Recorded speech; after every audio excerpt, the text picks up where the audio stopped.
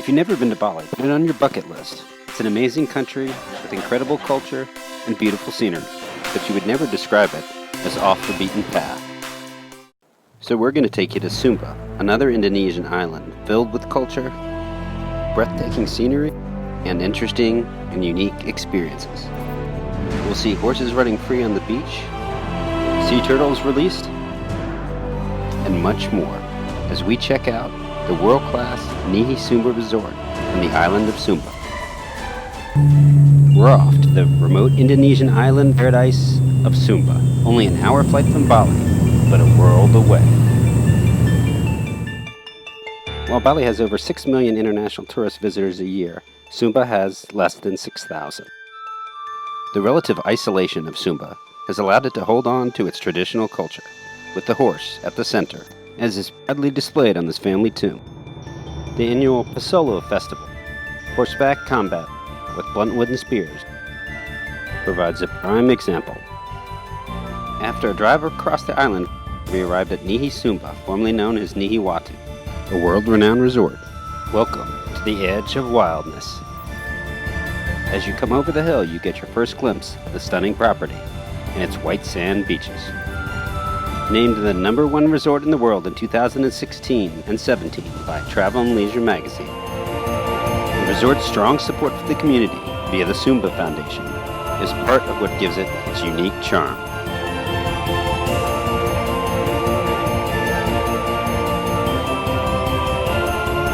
We were welcomed to our villa and checked out the well-appointed room and the beautiful view of the Indian Ocean.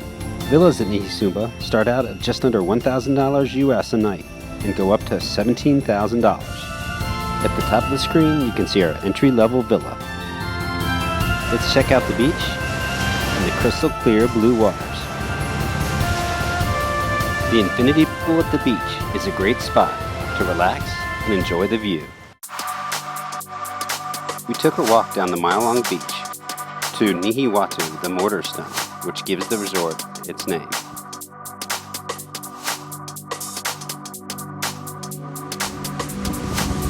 This one looks like a rhinoceros. Local Sumbanese look for food at low tide on the reef. This guy was a pleasure to meet, and he even tried out some of his English. My wife Linda walks by the Nihi Watu mortar stone. A herd of water buffaloes gathered near the beach. I flew my drone from the boathouse, which is the center of activity at Nihi Sumba. The villa's architecture include peaked roofs, which are characteristic of Sumbanese houses. Guests gather at the end of the day at the boathouse to enjoy the spectacular sunsets and even a cocktail.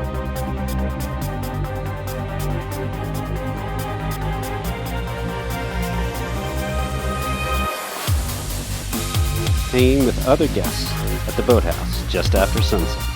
We ended our first evening with a great dinner at the restaurant. The next morning, we started a spa safari with a 90-minute hike to the spa location. We were joined by a charming British expat couple who lived in the Indonesian capital of Jakarta, and Chris, a Sumbanese local, our host for the trip and a great guy. We visited a village of 300, which was a unique view into Sumbanese culture. Sumbanese houses have 3 levels, with the main level being used for living space, the bottom level for animals, and the top level for storage.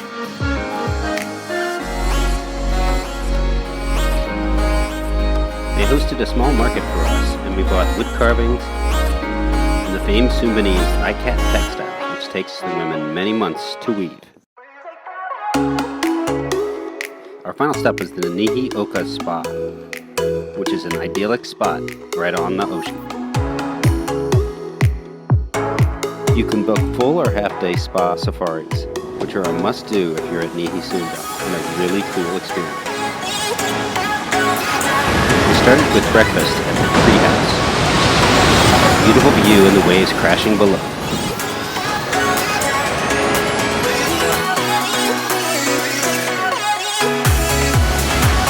A day of spa treatments at this picturesque spot, coupled with our visit to the village, made for one of our most memorable days. They hosted our spa treatments at Villa Rahasia, a clifftop, 1-bedroom villa overlooking the Indian Ocean. you can also book a night stay at this remote but picturesque villa. After a relaxing morning of spa treatments, we headed back to the treehouse for lunch. This is one of my favorite shots because it gives you a sense of how isolated and beautiful this spot is.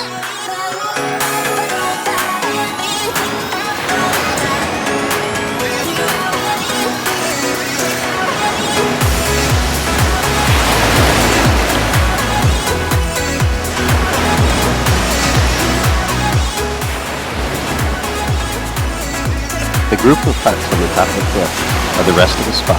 Cliffside spots with great views for a relaxing day of massage. Let's take a spin down to a beautiful little beach.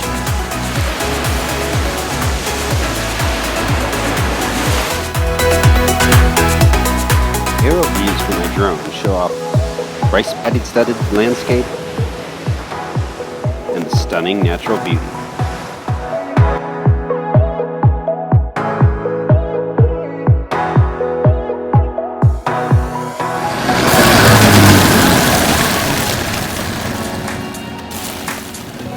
We headed back to the resort after a day at the spa. The Sumbanese are naturally friendly. Couple that with all the good the resort does in the community, and there's nothing but good vibes.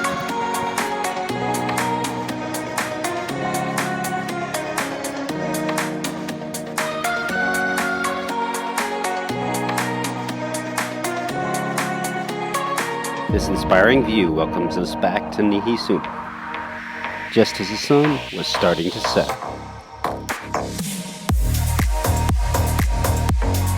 Let's take a quick tour from our villa down to the beach.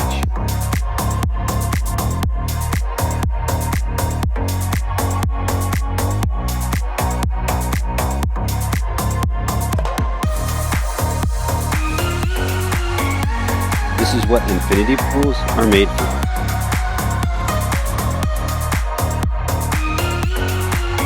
Most of the days we had lunch at this beachfront spot.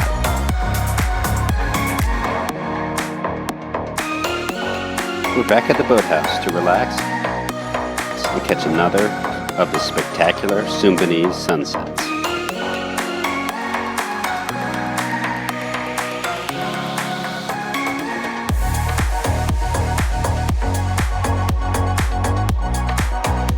Let's end the day with this time lapse of the setting sun.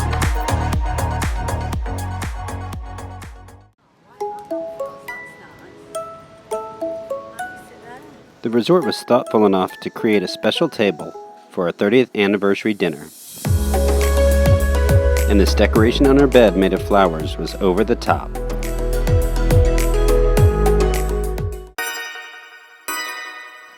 The next morning I got up early to explore the east end of the resort and the live coral reef.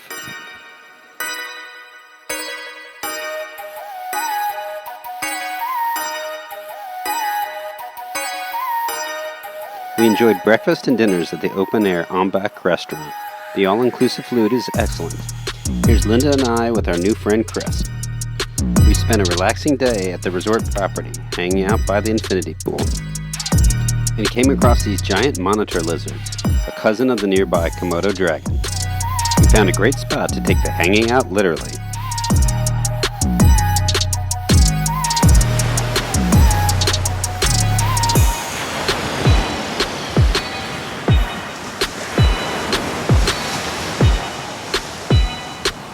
After a late lunch by the water, we went on another walking tour of the beach and met some of these cheeky local kids.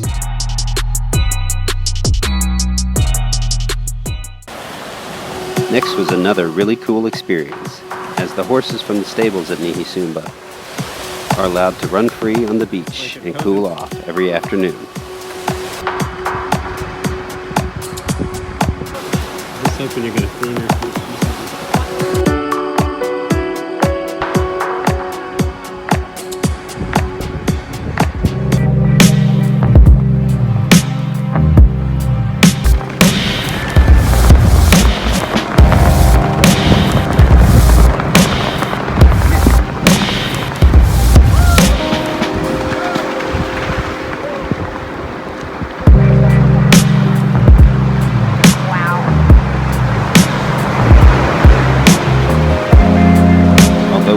watch the horses. A horseback ride can be a great way to explore Nihi Sumba.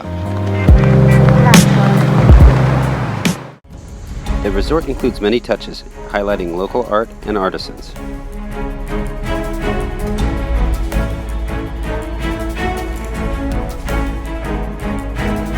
Let's enjoy another Nihi sunset, painting colors in the sky.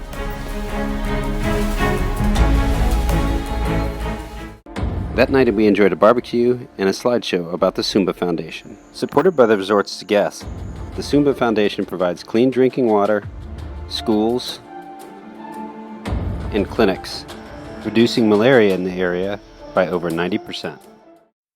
The resort was founded in 1988 by American Claude Graves as a surfing resort with an internationally famous wave known as Aki's Left, after world champion Australian surfer Mark Akalupo. Entrepreneur Chris Birch purchased the resort in 2012 along with friend and famous hotelier James McBride. Chris fell in love with the resort after visiting with his sons. Claude now lives an enviable lifestyle traveling the world when he's not hanging out at Nihi Sumba.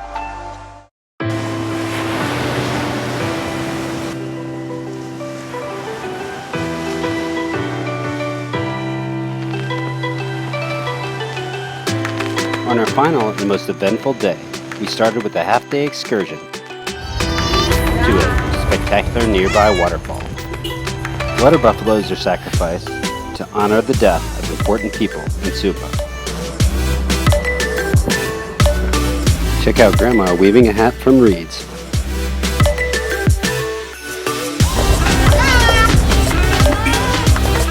One unique custom of Sumba is that the tomb of their ancestors are located right by their house, a practice that was once common in the Neolithic age.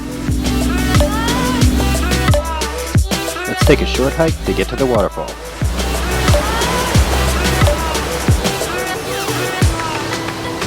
We cross this cool bamboo footbridge to get to the spot.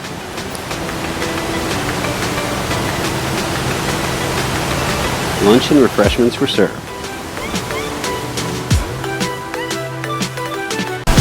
After a swim in the water, I took out my drone to catch some shots of the waterfall. Took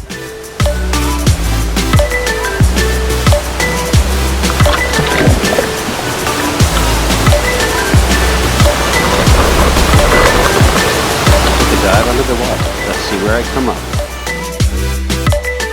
Back in our villa pool at the resort.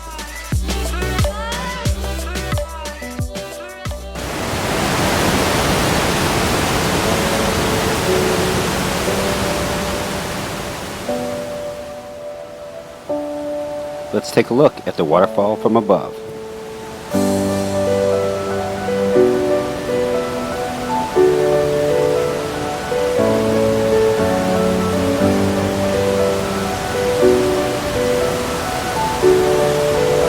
It was really unique how the waterfall just appeared out of the jungle and cascaded down the cliff.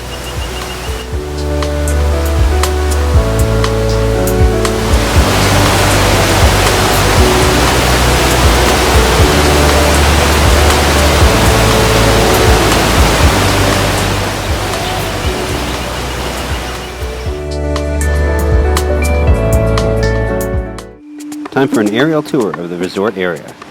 Let's check out what we can catch from this unique perspective, including the nearby rice paddies and the reef from above.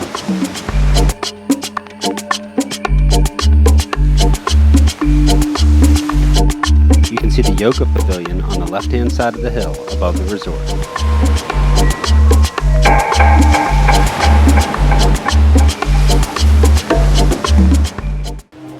Our last and probably our coolest experience was the turtle release on the beach.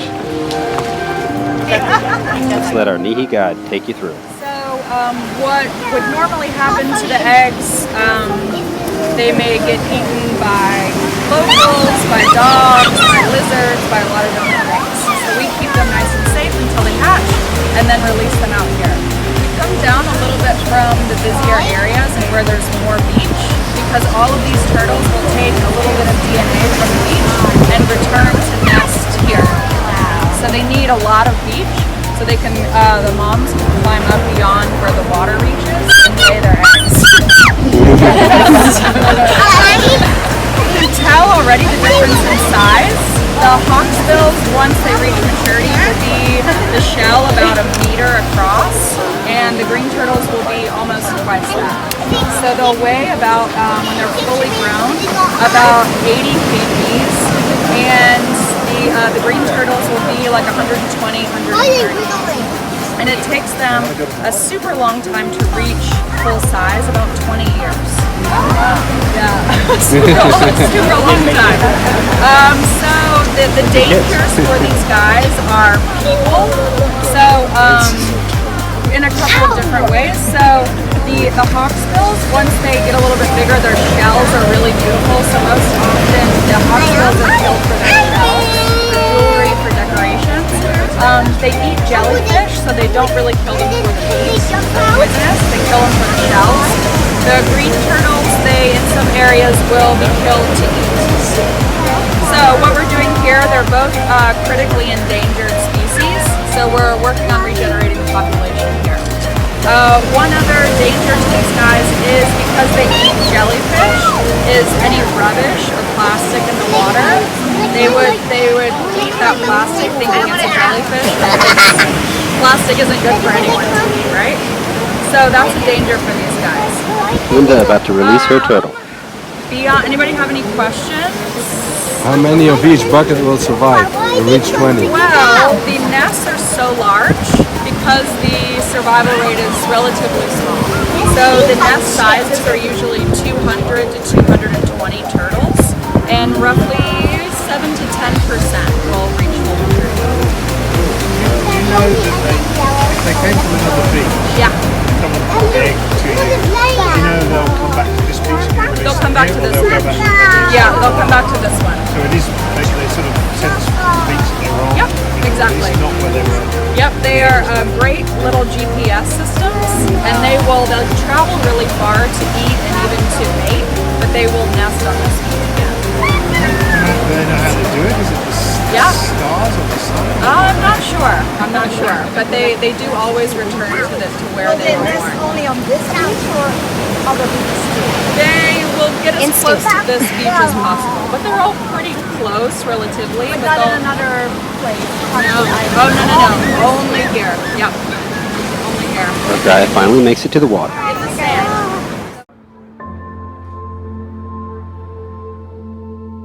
Time to check out the fire show.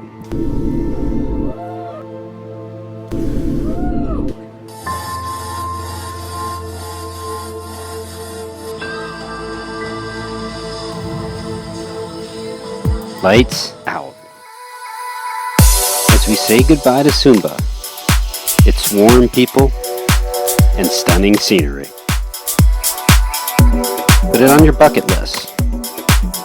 It's a once-in-a-lifetime experience. When Bali's just not enough.